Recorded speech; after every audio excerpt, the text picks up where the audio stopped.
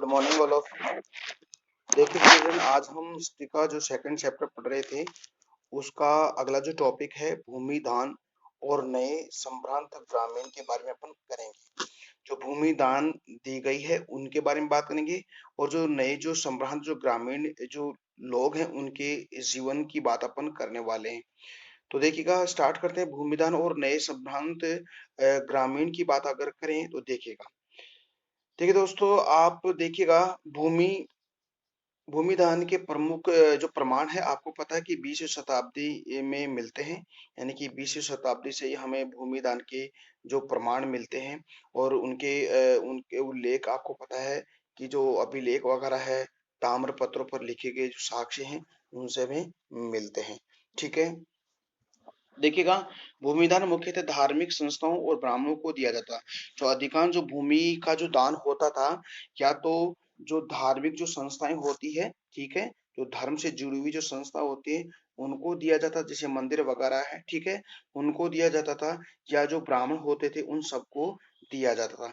7वीं शताब्दी के अधिकांश अभिलेख जो संस्कृत भाषा में मिले हैं कुछ अभिलेख आपको पता है कि जो तमिल या तेलुगु जैसी स्थानीय भाषाओं के अंदर भी हमें मिले हैं।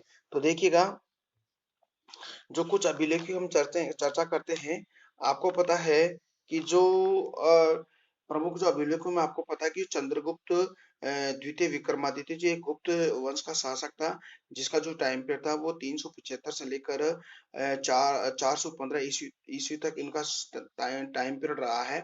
और इस चंद्रगुप्त विक्रमादित्य की जो पुत्री थी प्रभावती गुप्त, ठीक है, प्रभावती गुप्त का दोस्तों इसने जो विवाह किया था दक्कन के जो पठार के एक वाकाटक वंश का एक शासक था, रुद्रसेन द्वितीय था। इस रुद्रसेन द्वितीय से ये चंद्रगुप्त द्वितीय अपनी पुत्री का विवाह करता है। देखिएगा, इस चंद्रगुप्त द्वितीय की पुत्री प्रभावती गुप्ता का एक एक अभिलेख है जिसका नाम है, आपको पता है, पूना ताम्रपत्र।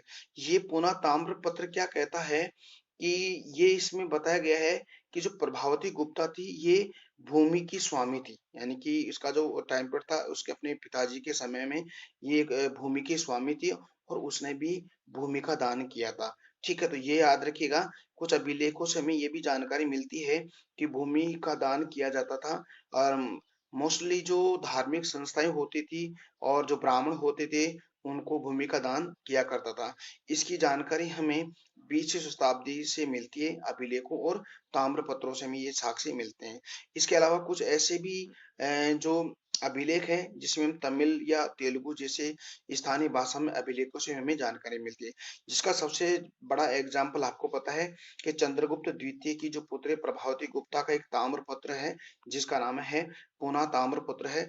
इस पूना ताम्र पत्र से दोस्तों जो प्रभावती गुप्त है उसने, वह भूमि की स्वामी थी, ठीक है, और उसने दान दिया था। देखिए दोस्तों, जो वाकाटक वंश का जो शासक था रुद्रसेन द्वितीय, इस रुद्रसेन से द्वितीय साथ उसका विवाह किया जाता है। आपको पता है कि दोस्तों, जो चंद्रगुप्त द्वितीय विक्रमादित्य है उन्होंने अपनी शक्ति को बढ़ाने के लिए वैवाहिक संबंध स्थापित किए थे। यानी कि उन्होंने अलग अलग राजवंशों में वैवाहिक संबंध स्थापित किया था। खुद का विवाह अलग करता है, अपनी पुत्री का विवाह अलग करता है, अपने पुत्र का विवाह अलग राजवंश में करता है। इससे क्या होता है कि इसकी जो शक्ति है बहुत ज्यादा बढ़ जाती है। देखिएगा, इसको अगर आप पढ़ना चाहते हो तो मैंने अपने यूट्यूब पर एक प्लेलिस्ट बना रखी है एंशियंट हिस्ट्री के नाम से, तो वहां पे आप विजिट कीजिएगा और इसे पूरे गुप्त साम्राज्य को आसानी से आप पढ़ सकते हो। बहुत ही इजी वे में मैंने पढ़ा रखा है, ठीक है, और बढ़िया बढ़िया फैक्ट उसमें डाल रखे हैं, ठीक है। तो पूरा का पूरा आप उसको पढ़िएगा, इससे जानकारी मिलती है, ठीक है। ये अभिलेख है ताम्र पत्र से। अब देखिए क्या, कुछ अभिलेख से यह भी जानकारी मिलती है कि ब्राह्मणों और किसान वर्ग है शासकों या उसके प्रतिनिधियों को कई प्रकार की वस्तुएं दान करते थे। कुछ अभिलेखों से यह भी जानकारी मिलती है कि जो ब्राह्मण थे और किसान जो वर्ग थे ये क्या करते थे, जिस जिस जिस स्थान पर वो रहते थे और उस स्थान के जो शासक हुआ करता था या उसकी जो प्रतिनिधि हुआ करते थे, उन प्रतिनिधियों को भी ब्राह्मण और किसान वर्ग के लोग उनको कुछ वस्तुएं दान करते थे, ठीक है। जैसे हम कह सकते हैं कि जैसे कुछ भी दान करना, जैसे हीरे जवाहरात वगैरह है, सोना चांदी वगैरह, ये भेंट वगैरह करते थे, ठीक है। जैसे चांदी के सिक्के, सोने के सिक्के वगैरह, ये सब कुछ उसको भेंट किया किया जाता था, ठीक है। हम कह सकते हैं, देखिएगा, तो गांव के लोगों को नए प्रधान की आज्ञा का पालन करना होता था और उसको भी भुगतान देना पड़ता था। जो गांव के लोग थे, गांव के लोगों को, जो नया अगर कोई गांव का प्रधान बनता था, तो उसकी पहले तो आज्ञा का पालन करना पड़ता था। जैसे ही वो पद पे आसीन होता था, तो उसको भुगतान भी करना पड़ता था, यानी कि उसको नजराना वगैरह कुछ देना, उपहार वगैरह दिया जाता था। तो ये तो हमने बात की है कि भूमिदान और नए संप्रांत ग्रामीण क्षेत्रों की। अब देखिएगा, एक शब्द आता है अग्रहार, ठीक है। तो आपने अग्रहार के बारे में आपने पढ़ा होगा। अग्रहार क्या है? देखिए दोस्तों, अग्रहार अग्रहार क्या है? देखिएगा, अग्रहार उस भूमि को कहा जाता था जो ब्राह्मणों को दान में दिया जाता था, ठीक है। अग्रहार उस भूमि को कहा जाता था जो ब्राह्मणों को दान में दिया जाता था।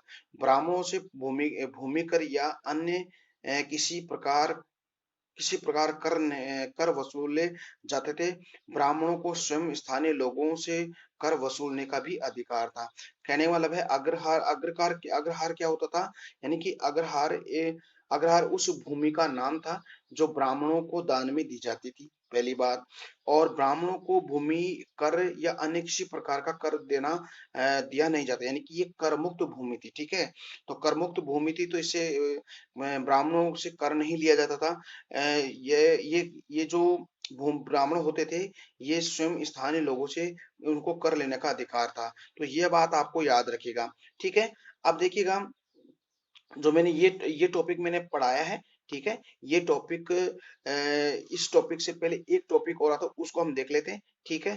तो आप इस टॉपिक को पढ़ सकते हो, या फिर इस ये टॉपिक भी इसको पढ़ सकते हो। तो इस टॉपिक से पहले इस टॉपिक को आप लिख सकते हो या पढ़ सकते हो, कोई दिक्कत नहीं है, ठीक है।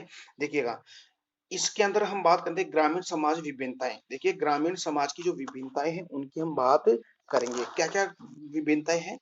ठीक, देखिएगा, खेती की उत्पादकता में वृद्धि हुई, लेकिन इसके लाभ समान नहीं थे। देखिएगा, ग्रामीण समाज के अंदर जो विभिन्नताएं होती है, भेदभाव की भावना उत्पन्न होती है, वो कैसे होती है?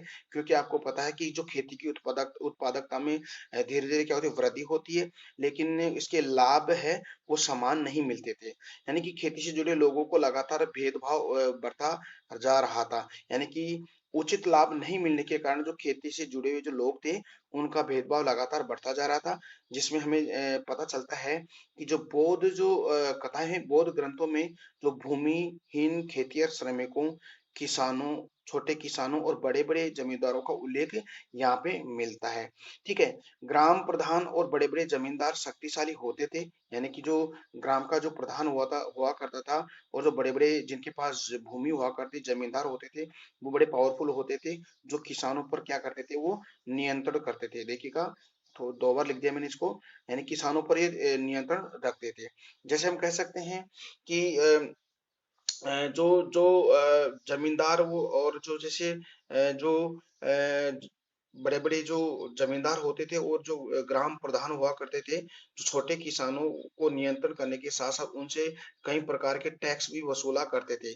जिससे क्या होता है कि जो किसान और जमींदारों या प्रधान के मध्य के जो भेदभावना की जो एक लकीर है, वो बहुत बड़ी हो गई थी, वो गहरी बन गई थी। इससे क्या होता है कि जो उनमें भेदभाव हो गया था, तो ग्रामीण समाज में ये विभिन्नताएं आने लग गई।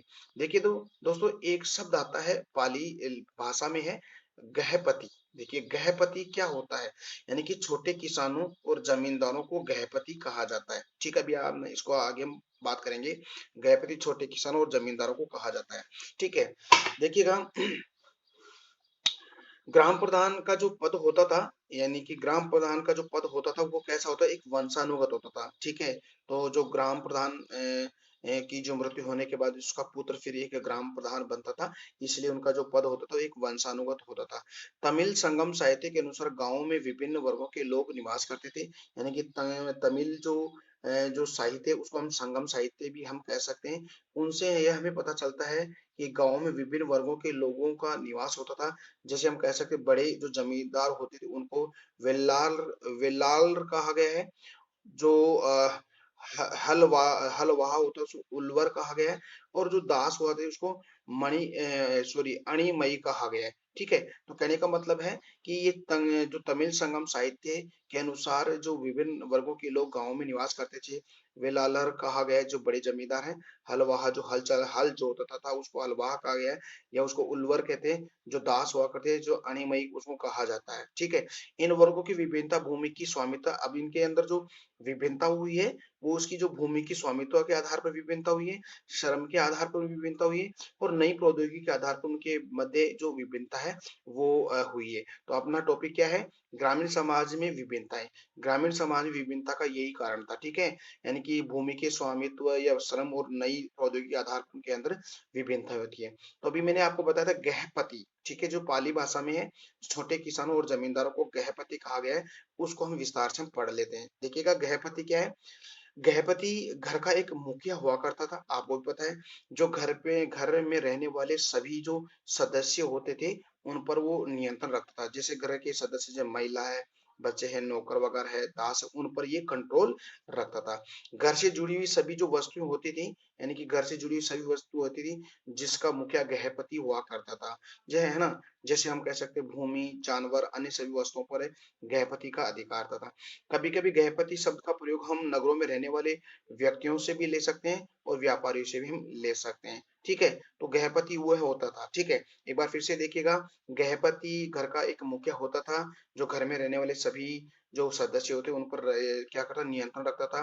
महिला, बच्चे, नौकर, दासों पर घर की सभी जो वस्तुएं होती उन पर गृहपति यानी कि मालिक, जो मालिक हुआ करता था घर का, उसका अधिकार होता था। जैसे भूमि है, जानवर है, अन्य वस्तुएं होती थी। कभी कभी गृहपति शब्द का प्रयोग हम नगर में रहने वाले व्यक्तियों से भी कर लेते थे और व्यापारियों से भी हम कर लेते थे। ठीक है, तो ये आपका पहला टॉपिक होना चाहिए, जिसको मैंने इस टॉपिक को पहले पढ़ा दिया है। ठीक है, तो आप, अगर आप कोई दिक्कत नहीं है, आप इसको भी पढ़ सकते हो पहले और इसको बाद में पढ़ सकते हो, या इसको पहले पढ़ सकते हो या इसको बाद में पढ़ सकते हो, कोई दिक्कत नहीं है।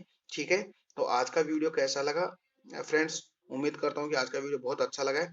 तो फिर अपना जो टीकी स्टडी क्लासेस चैनल है उसको आप लाइक शेयर सब्सक्राइब करते रहेगा। फिर हम इसी चैप्टर का अगला टॉपिक पढ़ेंगे। तब तक के लिए मेरे को इजाजत दीजिएगा। नमस्कार, जय हिंद, जय Bharat, bye bye, take care.